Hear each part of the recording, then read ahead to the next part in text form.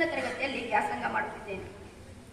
ಈ ದಿನ ನಾನು ಸ್ವತಂತ್ರ ದಿನಾಚರಣೆಯ ಬಗ್ಗೆ ಮಾತನಾಡಲು ಇಚ್ಛಿಸುತ್ತೇನೆ. ಮೊದಲಿಗೆ ನಮಗೆಲ್ಲರಿಗೂ ಸ್ವಾತಂತ್ರ್ಯ ದಿನಾಚರಣೆಯ ಹಾರ್ದಿಕ ಶುಭಾಶಯಗಳು. ಇವತ್ತು ನಮ್ಮ ದೇಶದ ಪ್ರತಿಯೊಬ್ಬ ನಾಗರಿಕನಿಗೆ ಬಹಳ ಪ್ರಮುಖವಾದ ದಿನ.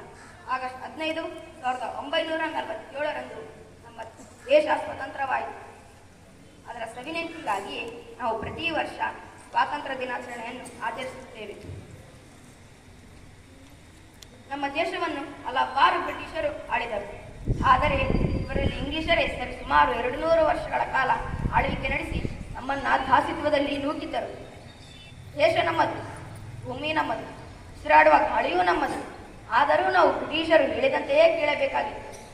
ಇದಕ್ಕೆ ನಮ್ಮ ದೇಶದ ಅಂದಿನ ನಾಯಕರು ಚಿಂತನೆ ನಡೆಸಿ ಬ್ರಿಟಿಷರ ವಿರುದ್ಧ ದೇಶದ ಸ್ವಾತಂತ್ರ್ಯಕ್ಕಾಗಿ ಹೋರಾಟಕ್ಕೆ ಧುಮುಕಿದ್ದರು.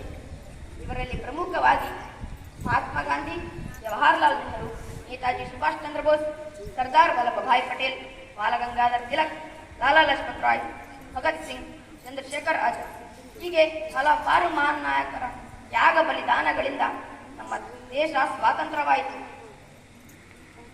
ಸ್ವಾತಂತ್ರ್ಯಕ್ಕಾಗಿ ತಮ್ಮ ಜೀವನವನ್ನೇ ಮುಡಿಪಾಗಿಟ್ಟ ಬಾಲಗಂಗಾಧರ್ ತಿಲಕ್ ರವರು ಸ್ವರಾಜ್ಯ ನನ್ನ ಜನ್ಮಸಿದ್ಧ ಹಕ್ಕು, ಅದನ್ನು ನಾನು ಪಡೆದೇ ತೀರುತ್ತೇನೆ ಎಂದು ಹೇಳಿದರೆ, ನೇತಾಜಿ ಸುಭಾಷ್ ಚಂದ್ರ ಬೋಸ್ ರವರು ನನಗೆ ನಿಮ್ಮ ರಕ್ತ ಕೊಡಿ, ನಾನೇ ನಿಮಗೆ ಸ್ವಾತಂತ್ರ್ಯ ಕೊಡುತ್ತೇನೆ ಎಂದು ಗುಡುಗಿದ್ದರು.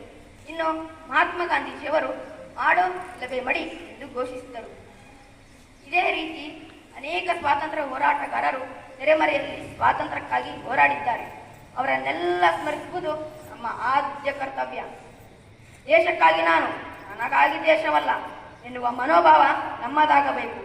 ಹಾಗೂ ಯಾವುದೇ ಜಾತಿ ಧರ್ಮ ಎನ್ನದೆ ಏಕತೆಯಿಂದ ಬಾಳಿದಾಗ ಮಾತ್ರ ಉಜ್ವಲ ಭಾರತದ ಭವಿಷ್ಯದ ಹಡಿಗಲ್ಲು ಹಾಕಿದಂತಾಗುತ್ತದೆ. ಮತ್ತೊಮ್ಮೆ ಮಗದೊಮ್ಮೆ ತಮಗೆಲ್ಲರಿಗೂ ಸ್ವಾತಂತ್ರ್ಯ ದಿನಾಚರಣೆಯ ಆರ್ಥಿಕ ಶುಭಾಶಯಗಳನ್ನು ಅರ್ಪಿಸುತ್ತಾ ನನ್ನ ಮಾತುಗಳಿಗೆ ವಿರಾಮ ನೀಡುತ್ತಿದ್ದೇನೆ. ಜೈ ಹಿಂದ್, ಜೈ ಕರ್ನಾಟಕ. ಧನ್ಯವಾದ.